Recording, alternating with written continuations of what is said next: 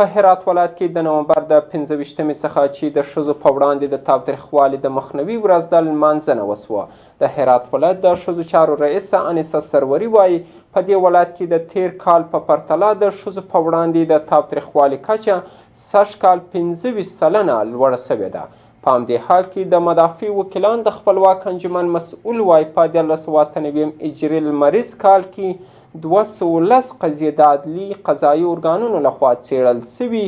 او عاملین یې په مجازاتو محکوم سوي دي. نور حال د غلام فاروق رسولي په راپور کې واورئ. هرات ولایت کې د نومبر د 25مې څخه چې د ښځو په وړاندې د تاوتریخوالي د مخنیوي نړیواله ورځ ده، په داسې حال کې لمانځنه وسوه چې د ښځو په وړاندې د تاوتریخوالي کچه لوړه سوې ده. د هرات ولایت د ښځو چارو رئیس انیسه سروري وایي په دې ولایت کې د تیر کال په پرتله د ښځو په وړاندې د تاوتریخوالي کچه سږ کال 25 سلنه لوړه سوې ده. د اغلې سروري په خبره دوی په 1990 هجري لمریز کال کې 600 د ښځو په وړاندې د تاوتریخوالي پیښې ثبت کړي وې چې په خبره سږ کال شمیر تر 800 زیات شوی دی. ما در سال 1397 در حدود 645 قضیه خشونت به ثبت رسانده بودیم و در سال 1398 در حدود 801 قضیه خشونت به ثبت رسیده که بلندترین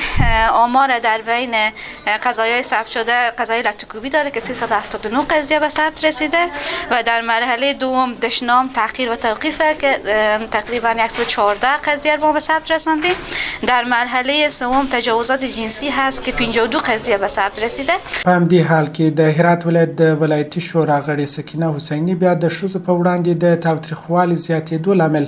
په ولسوالیو کې د عدلي قضایي ارګانونو نشتون او په دې ارګانونو کې د زورواکو نفوذ یادوي او وايي باید دا لړۍ ودرول شي. من چند روز گذشته وقتی به یک کنفرانس به کابل شرکت کردم، رئیس کمیسیون مستقل حقوق بشر کابل این موضوع رو مطرح کرد که در خیلی از ولسوالی ها به دلیل ناامنی ها اصلا محاکم وجود نداره و فعالیت محاکم وجود نداره و به این دلیل متاسفانه دسترسی خانم ها در ولسوالی ها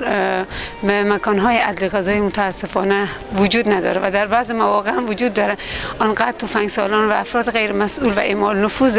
بزرگان وجود داره که عدالت از مسیر واقعی به طرف انحراف میکشونه و در نهایت دوباره خانم مورد خشونت قرار میگیره و به حق واقعی خود متاسفانه نمیرسه. د بلې خوا د مدافع وکیلانو د خپلواک انجمن مسؤل احمد رفیع نادري وایي په 1998 هجري لمریز کال کې 233 د ښځو په وړاندې د تاوتریخوالي قضیې د عدلي قضایي ارګانونو لخوا څیړل شوی او د 210 حقوق عاملین په مجازاتو محکوم شوی دي. آماری که پیش ما هست امروز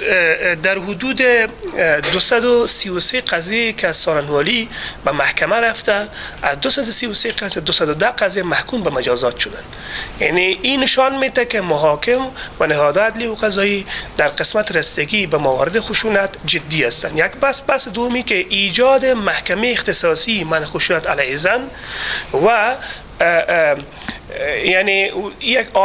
ایجاد یک آدرس مشخص به خانم به خاطر رسیدگیشان خودش یک دستاورد بسیار بزرگ است. این نشان میده اراده دولت و اراده نهادهای عدلی و قضایی را در قسمت رسیدگی جدیتر به موارد خشونت. هرات ولایت چې د هیواد یو فرهنګي ولایت بلل کېږي، پکښې د ښځو په وړاندې د تاوتریخوالي پیښې په داسې حال کې زیاتې مومي چې یو شمېر شنونکي لامل اجباري ودونه او د میړه او میرمنې په ژوندانه کې د نورو کسانو لاسوهنه یادوي.